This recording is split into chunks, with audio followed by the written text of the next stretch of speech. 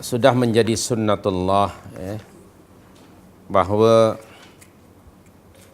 manusia itu tidaklah sama dalam beberapa aspek. Antara lain pada aspek keilmuan. Ada di kalangan hamba Allah yang mutafaqih fid din. Orang-orang yang well versed dalam agama ini.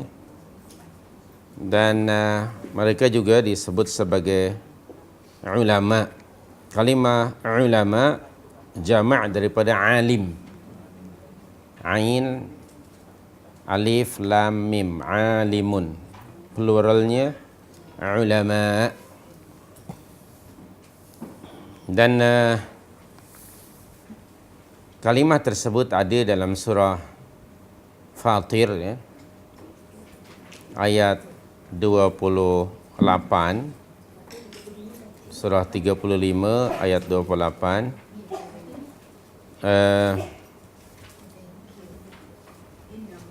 Qala ta'ala a'udzubillahi minasyaitonir rajim. Innama yakhshallaha min ibadihil ulama. Sesungguhnya surah 35 ayat 28. Di tengah-tengah ayat. Tengah-tengah ayat. Surah 35 28. Innama yakhshallaha min ibadihil ulama. Itu ada kalimat al-ulama di situ Sesungguhnya yang paling takut kepada Allah adalah di kalangan hambanya adalah para ulama. Dan tentu mereka tidaklah sama dengan orang jahil. Orang alim tidak sama dengan orang jahil. Oleh itu Imam An-Nawawi rahmatullahi alaihi dalam menjelaskan topik ini, beliau merujuk pada firman Allah surah Az-Zumar ayat yang ke-9 kan. Di dalam buku ini direkodkan ayatnya. Dan kita baca ayatnya Dalam buku ini ada separuh daripada ayat 9. A'udzubillahi minasyaitonir rajim. Apa bunyi ayatnya? Qul hal yastawil ladzina ya'lamuna wal ladzina la ya'lamun. Innama yatadzakkaru ulul albab. Qul, katakanlah, perintah Allah kepada Rasul sallallahu alaihi wasallam untuk menyampaikan, mengatakan, hal yastawil ladzina ya'lamuna wal ladzina la ya'lamun? Adakah sama ke orang-orang yang alim, orang-orang yang mengetahui dengan orang-orang yang tidak mengetahui? Innama yatadzakkaru ulul albab, sesungguhnya orang-orang yang berakallah yang dapat menerima pelajaran. So tentu saja la yastawi tidak akan sama antara orang-orang alladzina la ya'lamun dengan walladzina la ya'lamun. Tidak akan sama orang-orang yang berpengetahuan dengan orang yang jahil. Kerana kalau orang alim itu mereka dimuliakan, maka orang jahil dihinakan. Dihina kerana kejahilannya. Dan jahil itu termasuk sifat mazmumah, sifat yang tercela.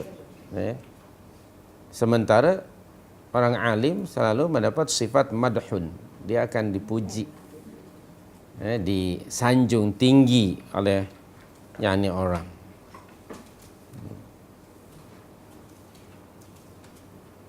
Oleh itu, katalah sebagai contoh, kalau anda cakap kepada seseorang, anta jahil, tentu dia marah kan? Tentu dia marah sekali. Nah, sedangkan marah adalah satu keaiban dan mazmum sifat itu. Dia tidak mau dituduh sebagai jahil walaupun mungkin dia jahil. Jadi sekali lagi jelas bahawa tidak sama antara al-alim dengan al-jahil. Dalam banyak aspek. Orang alim kalau beribadah kepada Allah, mereka akan beribadahnya ala basirah, ala ilm. Okay, tidak sah ibadah tanpa ilmu.